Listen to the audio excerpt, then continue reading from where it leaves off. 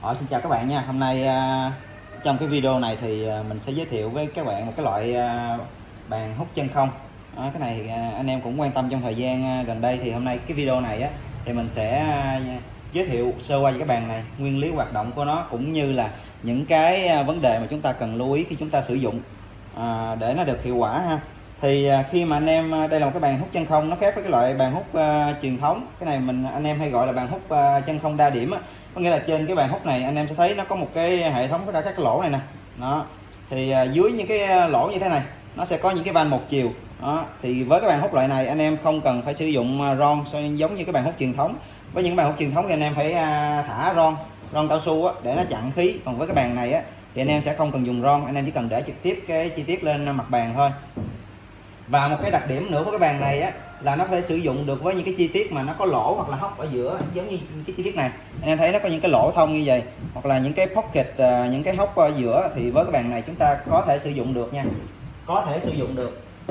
Còn đối với những cái loại bàn mà hút xài ron thì những cái vị trí mà lỗ như vậy thì anh em phải đặt ron để chặn khí vào những cái lỗ đó. Đó thì đây là một cái ưu điểm của cái bàn loại này so với cái bàn chân không mà sử dụng ron truyền thống. Đó, thì cả hai đều sử dụng áp chân không thôi. Thì khi mà anh em mua những cái bàn này thì nó sẽ thường là bao gồm là một cái bàn, đây là cái bàn của nó ha, những cái hệ thống van khóa đi kèm, đồng hồ đo áp. Đó, cái này là mình để riêng để mình test áp cho anh em. Khi mà anh em mua thì nó sẽ được đi kèm một cái này. Đó, cái này là cái bộ tạo, đây là cái bộ tạo áp chân không từ khí nén ha. Thì cái dòi này sẽ vô cái nguồn khí nén của anh em. Nếu anh em nào không có bơm chân không rồi thì anh em sử dụng tạm cái này. Đó, đây là một cái sao mình không rút ra luôn ha. Cái này là bộ chuyển từ áp dương qua áp âm. Nó một cái bơm venturi trong này thôi. Đó, khi mà có dòng khí đi qua, dòng khí vận tốc cao đi qua thì cái đầu này nó sẽ tạo ra áp chân không ha. Thì cái phần đầu này, chỗ V vacuum này, anh em sẽ kết nối vô cái đầu vào của cái bàn này. Đó.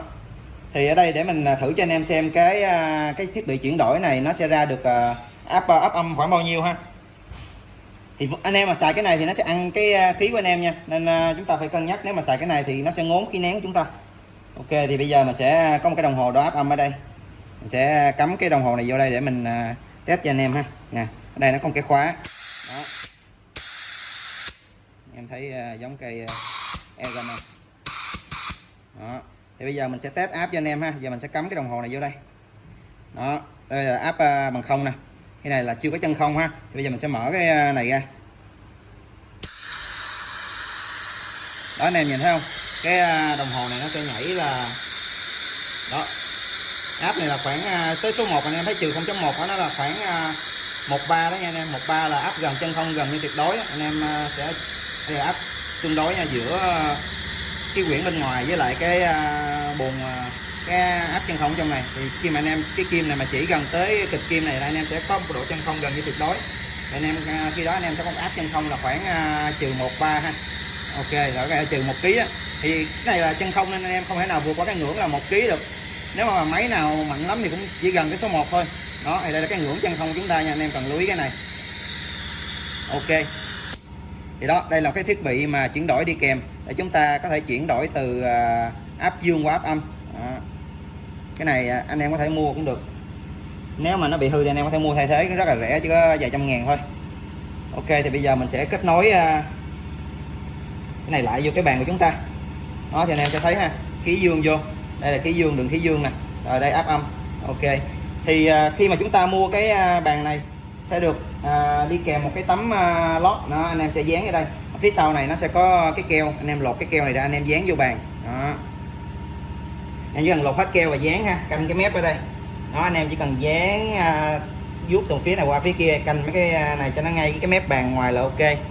Cái nhiệm vụ cái tấm lót này nó có nhiều chức năng, nhưng chức năng của nó là thứ nhất là nó sẽ tăng cái độ ma sát giữa cái phôi của chúng ta so với mặt bàn. Đó, ví dụ như anh em mà thả trực tiếp cái phôi chúng ta lên bàn thì tùy vô cái vật liệu của cái phôi chúng ta, nhựa, nhôm hay là sắt thép gì đó, thì nó sẽ có một cái hệ số ma sát. Cái hệ số ma sát này thường nó khá nhỏ. Đó, anh em sẽ chi tiết nó sẽ dễ dàng trượt, nhưng mà khi anh em sử dụng cái tấm lót này chức năng của nó sẽ là tăng cái hệ số ma sát giữa cái phôi của chúng ta với cái bề mặt bàn, nó giúp tăng cái độ ma sát, khi đó cái phôi nó sẽ khó trượt hơn. Và một chức năng thứ hai nó sẽ giữ áp, nó sẽ hạn chế cái quá trình mà cái vấn đề mà tụt áp của chúng ta. Thường là chúng ta để chi tiết lên mặt bàn nó sẽ những có khe hở nhỏ như này, đó là những cái khe mà cho không khí nó luồn vô, nó sẽ làm giảm cái áp chân không chúng ta. Đó thì đây là một cái chức năng khác của cái tấm lót này. Tấm lót này rất là quan trọng ha, lát nữa mình sẽ minh họa cho anh em thấy cái nhiệm vụ của tấm lót này. Đó thì một cái chức năng khác nữa là nó sẽ bảo vệ mặt bàn này. Nó nếu mà anh em có chạy mà dao mà nó lấn qua cái phôi mà ăn xuống tấm lót á, thì anh em vẫn giữ được cái mặt bàn này. Ok. Một cái nữa là cái mặt bàn này thì ở phía dưới này sẽ có một cái hệ thống lưới lọc để lọc ba dớ này nọ, trong quá trình anh em gia công thì nó sẽ giữ ba dớ lại. Đó thì cái mặt bàn này anh em sẽ thấy người ta làm dày lên một khoảng 5 ly. Đó, nếu mà anh em yêu cầu độ phẳng, độ song song cao, anh em có thể vạt cái mặt bàn thô này đi, anh em phả đi. Đó, xong rồi anh em bắt đầu chơi lại. Ok. Đó, thì khi anh em mà mua cái bàn hút này, anh em sẽ quan tâm một vấn đề là cái chi tiết của tôi như vậy hút có nổi không, có bị văng hay không. Đó thì mình cũng xin giải đáp luôn. Văng hay không á, thì nó sẽ phụ thuộc vào nhiều yếu tố ha. Thì đây là một cái bàn dạng sử dụng nguyên lý là hút chân không. Hút chân không á, thì đặc điểm của bàn hút chân không, ngay cả loại này hay là loại truyền thống đi, thì anh em phải có một cái lực hút đủ lớn. Đó, lực hút á, đối với bàn hút chân không thì nó sẽ liên quan đến rất nhiều vô cái diện tích tiếp xúc ha. Đó, ví dụ như cái chi tiết nhỏ này, còn chi tiết lớn hơn chẳng hạn, thì với chi tiết càng lớn, diện tích tiếp xúc càng lớn với cái nguồn chân không á, thì chúng ta sẽ có một cái lực hút xuống càng lớn. Bởi vì có một cái điều là áp chân không chúng ta thì cho dù anh em sử dụng một cái bơm xịn đến mấy, ngon đến mấy, thì cái áp chân không chúng ta không thể nào mà vượt được cái ngưỡng là âm 113 là 1 kg đó. Thì với một cái bơm tốt đi thì anh em sẽ có một cái áp là khoảng âm 1 kg, thì với 1 cm vuông diện tích tiếp xúc như này, ví dụ chi tiết này 100 cm vuông đi, thì anh em sẽ có là cái lực ép xuống nó sẽ bằng là áp suất mà nhân với diện tích đó, thì anh em sẽ có là 100 cm vuông nhân với 1 kg lực. 1 kg áp suất thì anh em sẽ có khoảng 100 kg lực ép xuống. Đó thì với chi tiết càng to thì anh em sẽ có một cái lực ép xuống nó càng lớn. Nhưng cái đặc điểm của cái bàn hút chân không này á, là cái lực nó sẽ giữ lực rút lên khá là tốt, nhưng mà cái lực trượt này, đó anh em kiến thức vật lý phổ thông hồi xưa cũng được học rồi. Cái anh em mà muốn thắng cái ma sát tĩnh này á, thì chúng ta sẽ có một cái hệ số là hệ số ma sát. Đó thì nó sẽ phụ thuộc vô cái vật liệu của cái bàn này. Đó thì tùy vô một cái vật liệu mà anh em xài thì nó sẽ có một hệ số ma sát, thường là nó sẽ nhỏ hơn 1. Đó là lý do mà cái bàn hút chân không này, cái khả năng chống trượt của nó không có được tốt như là khả năng chống nhất ha. Đó thì đó là lý do tại sao chúng ta sẽ sử dụng tới cái tấm lót này. Tấm lót này mục đích của nó sẽ là tăng hệ số ma sát giữa bàn với cái phôi chúng ta. Lát nữa mình sẽ minh họa cho anh em thấy. Ok thì đó là khi lưu ý khi chúng ta sử dụng bàn hút chân không. Diện tích chúng ta cố gắng càng lớn càng tốt. Nếu mà chi tiết chúng ta nhỏ thì chúng ta tìm cách ghép những cái chi tiết lại với nhau thành một cái tấm lớn, hoặc là anh em có thể sử dụng những cái chặn stopper. Đây anh em ở đây thấy những cái lỗ ren này đây. Đó anh em có thể sử dụng những cái miếng mỏng để chúng ta bắt vô đây để chúng ta chặn chi tiết để cho nó chống trượt ha. Đó bây giờ thì chúng ta sẽ minh họa. Ở đây anh em thấy một cái những cái van khóa này, mình sẽ giới thiệu chức năng của từng cái. Ở đây là cái van màu đen này.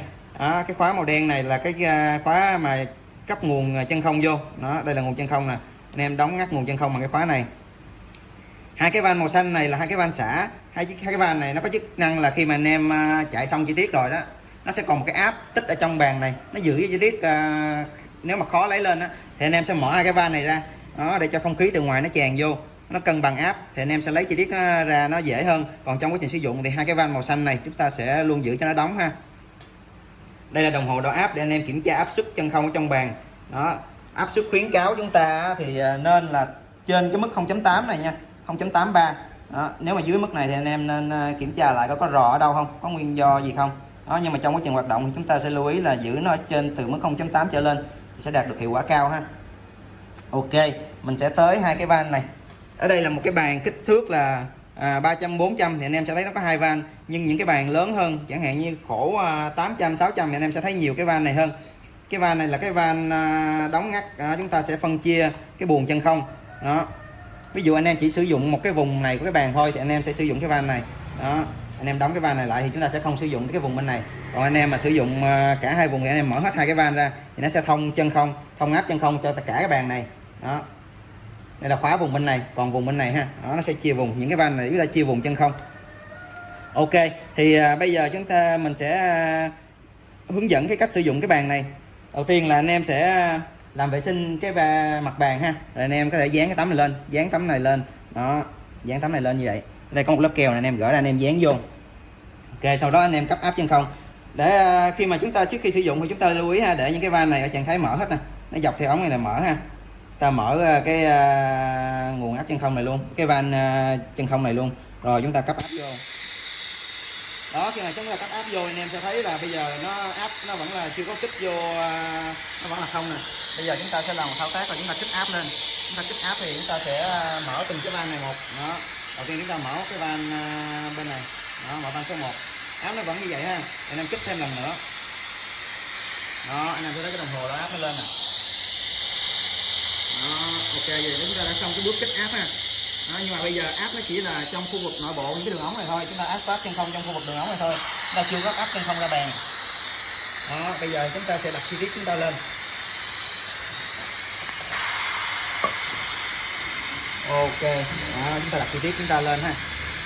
Khi mà chúng ta đặt chi tiết chúng ta lưu ý là ta cố gắng che càng nhiều lỗ càng tốt ha, hoặc là bỏ hở lỗ luôn, chứ chúng ta đừng có để mấp mé trường khe hở nhỏ này, nó sẽ ảnh hưởng đến khả năng làm việc của mấy cái van 1 triệu chúng ta.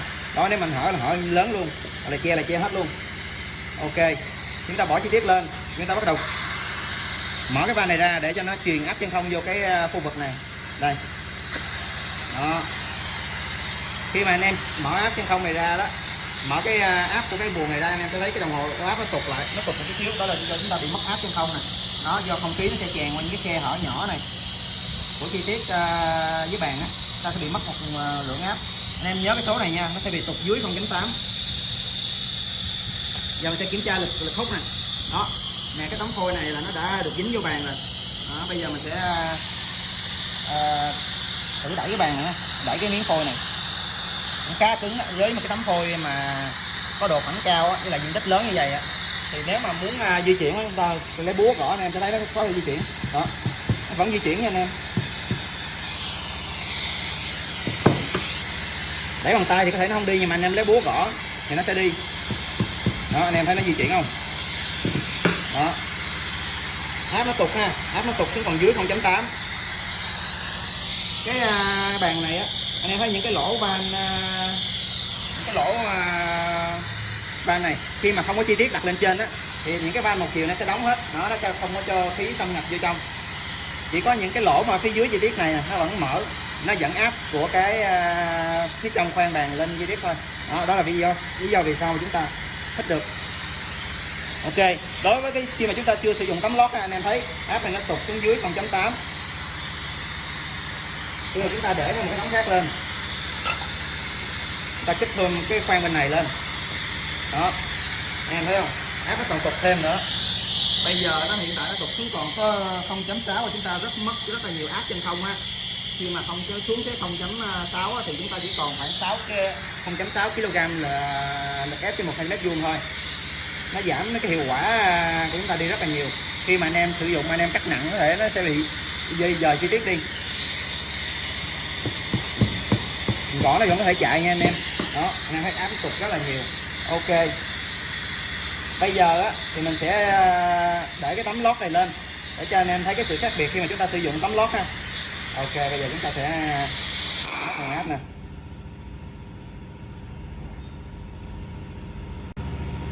Đó, thì mình vừa mới trình bày cho anh em xem khi mà chúng ta sử dụng bàn hút mà không có tấm lót ha, anh em thấy chi tiết chúng ta vẫn có thể bị trượt khi mà chúng ta tác động lực lớn vô.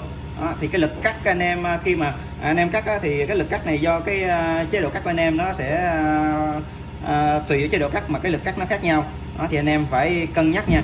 Nếu mà chúng ta cảm giác như cái lực hút chúng ta nó yếu thì anh em phải thay đổi chế độ cắt, thông số dao cắt, đường kính này nọ, bề dày cắt để cho nó vẫn giữ được. Hoặc tốt nhất là anh em sử dụng thêm mấy cái stopper để chặn phôi.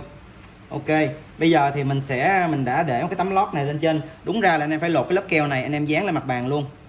Nhưng ở đây mình minh họa thì mình chỉ đặt nó lên như vậy thôi để cho em thấy sự khác biệt, mình chưa có dán ha. Rồi bây giờ mình sẽ kích áp lại cho cái bàn này. Ok, kích áp. Đó anh em thấy giờ kích áp xong ha, áp nó lên. Đó nó đèn lên, bây giờ lên tới gần 1 này ha. Ok, nói chung là mấy cái van này hoạt động tốt. Nếu mà những cái van này nó chưa, bây giờ mình sẽ mở thử mình coi cái van hoạt động ok không nha. Đó bây giờ mình kích áp vô bàn này, nghe cái sụp sụp, cái đó là mấy cái van này nó đang ép xuống. Đó khi mình đưa áp chân không vô bàn, nếu mà áp nó vẫn ở mức gần trịch kim là 1/3, có nghĩa là những cái van này nó đã đóng ok, nó không bị hở cái van nào hết. Nếu như một những cái van này nó bị rọ là anh em sẽ thấy áp nó bị tụt liền.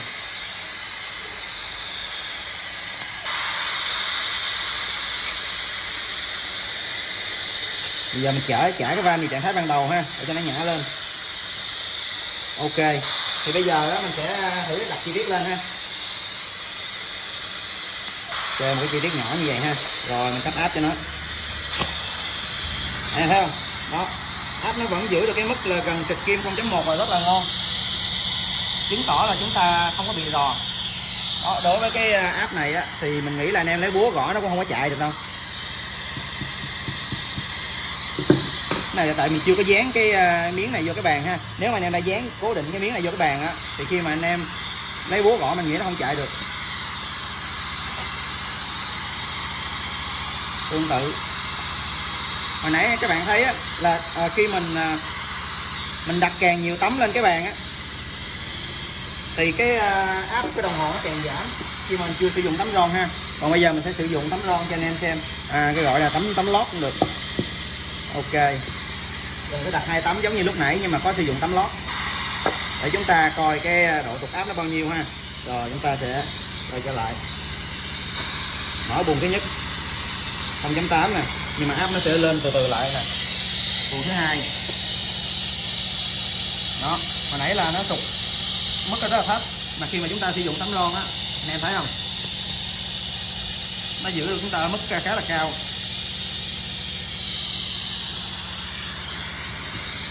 Để ngon lành hơn, anh em có thể tác động vật lý cho nó. Nhiều khi phôi chúng ta nó cong thì chúng ta có thể tác động nhẹ để cho nó thẳng phôi xuống.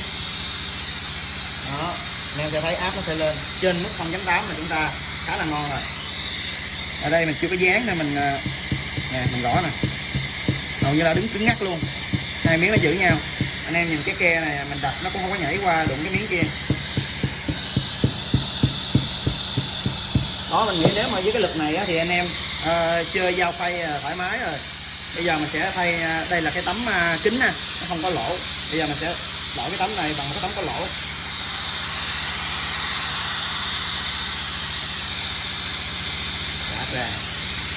Đáp ra.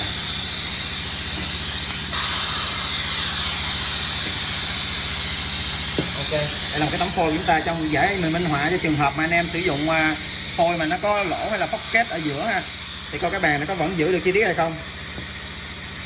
Đó thì mình cứ đặt lên đây. Đó, mình để dồn nó vô một cô bên này luôn. Rồi mở nè, kích áp lên. Thôi xin lỗi, mình chưa đóng cái van này. Đó, mình kích áp lên ha. Rồi đưa áp vô bàn. Đây anh em thấy không, áp nó vẫn lên trịch kim anh em, gần trịch kim là 1/3 là ngon. Anh em mà thấy áp mà lên trịch kim là anh em thấy tự tin mà chơi rồi đó. Nhưng nếu mà cái kim này nó nhảy đâu lưng lửng phút này, anh em sẽ hơi bị quan ngại. Anh em thấy không? Đó, thì đây búa gõ nha anh em gõ tha hồ thoải mái luôn. Đó, anh em thấy cái tác dụng cái bàn này không? Của cái tấm lót này, tác dụng của nó đó, nó sẽ làm tăng cái hệ số ma sát của anh em lên. Và thứ hai á, nó sẽ chặn những cái khe hở li ti, những cái khe hở nhỏ giữa phôi với mặt bàn này nè. Đó, anh em sẽ có một cái áp má ơi luôn. Áp mà không trừ gần 1 như vậy coi như là anh em đâu có rò gì nữa đâu, thế mà chơi thôi. Đó, anh em muốn xài thêm tấm gì bên này thì em mở cái khoang này ra. Đó nè, mở nè, nó ụt, anh em nghe ụt cái là anh em chơi thôi. Đó, má mà tôi không có kéo nồi nữa đâu. Đó, khi mà anh em đóng khoang rồi nó vẫn còn áp trong này, chúng ta chưa gõ chi tiết lên thì anh em mới mở cái van này ra để cho nó đưa không khí vô, cân bằng áp lại. Đó, nhẹ nhàng ha. Rồi cấp áp vô, ụt cái là ok nha anh em. Đó,